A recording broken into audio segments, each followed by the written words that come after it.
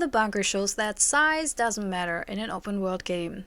Open world games have been a staple for AAA games, and every new game tries to be bigger, vaster, and include more side missions, NPCs, and collectibles than anyone could count. But many gigantic open world games are for 100% players, and all too often lack intriguing side missions and exciting world building. There are exceptions, of course. The Witcher 3 and Red Dead Redemption managed to create open worlds where every single mission felt in line with the character and the adventure our hero was on. And Elden Ring managed to be so detail-oriented that exploration was always met with small and big discoveries, from hidden boss battles to little set pieces that felt like you just stumbled upon a secret no one else had ever found. But most open-world games, especially of the AAA variety, are bloated and repetitive, with interchangeable NPCs, quests, and collectibles that might expand the playtime, but do nothing to expand the world or character's personality or the main story. And even though many annoying gamers with a capital G complain about any and all games that don't have dozens, if not hundreds of hours of gameplay, the last years have shown that game length doesn't make a good game. But is it necessary for a good open world game? Enter Frictional Games' most recent horror game, Amnesia: The Bunker. Stuck in the titular bunker amidst the First World War and surrounded by very aggressive German soldiers, the protagonist suffers from, you guessed it, amnesia, and has to piece together what happened by finding notes and exploring his surroundings. Sure enough, he soon finds out that he is not alone, but shares his accommodations with a foul, loud, and gigantic beast that hides in the walls, but is happy to come out and wreak havoc whenever you party too loudly.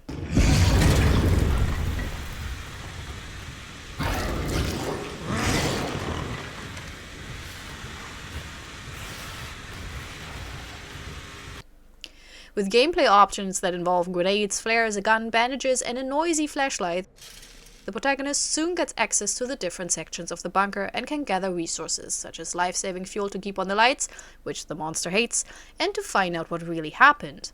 On top of this, he has to find the right items to get the hell out of this place. The saving screen tells the player often enough that there are many different ways to play the game.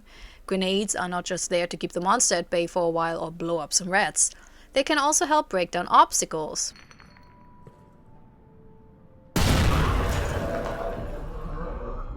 With the caveat that the noise will inevitably alert our good old wall-crawling friend.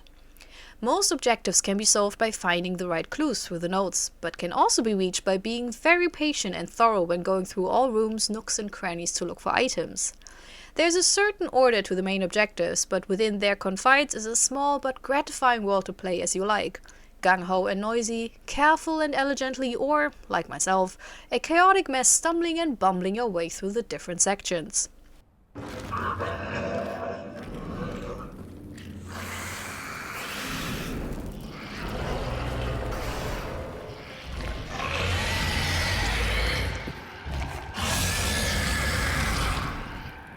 The beauty of Amnesia: The Bunker is that after a short tutorial section, all levels are open for the entirety of the game.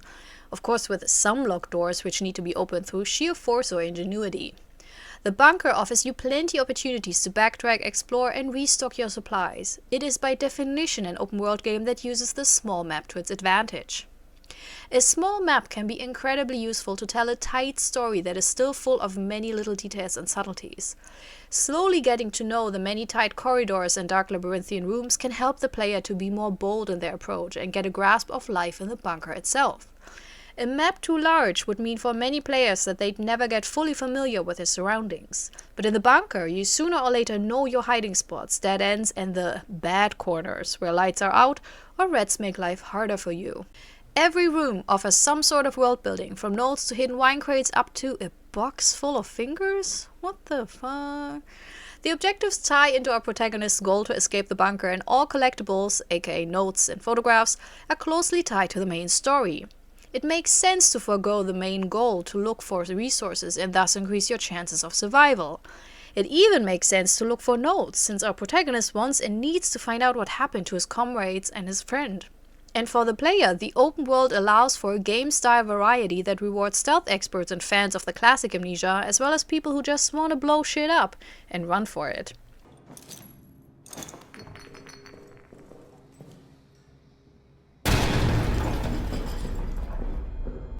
Whereas gigantic maps can offer so much more gameplay, they also often lose a little bit of their tension and immediacy. The urgency of any crucial life and earth-saving mission tends to get lost once you stop every few steps for a side quest to learn how to play and master a card game or collect trinkets. In Amnesia the Bunker, the main goal is impossible to forget because the threat is always there. Collectibles are needed to get the hell out of there, and there's no card games because everyone who could join you is dead or a human-eating monster with anger issues. Thus, the main objective never gets lost. And everything we do closely ties in with the core story and characters, which helps us relate much more to their fate, even if we only get a few notes and diary entries, pictures and remnants of their lives in the bunker. I'm not saying that every open world game has to be short, but I'm saying that a small map and a playing time that can easily fit into 1 or 2 afternoons can help keep a game crisp, enjoyable, tense, and immersive. In fact, it helps to polish the things that do matter: environments and visuals, sound effects, gameplay, mechanics, puzzles, and the writing. Instead of half-assing all of these things to stuff as much content as possible into the game and risk having mediocre gameplay or empty landscapes of no value, a developer team can full-ass them and create a nearly picture-perfect gaming experience like Amnesia the Bunker. Now follow me. We're nearly there.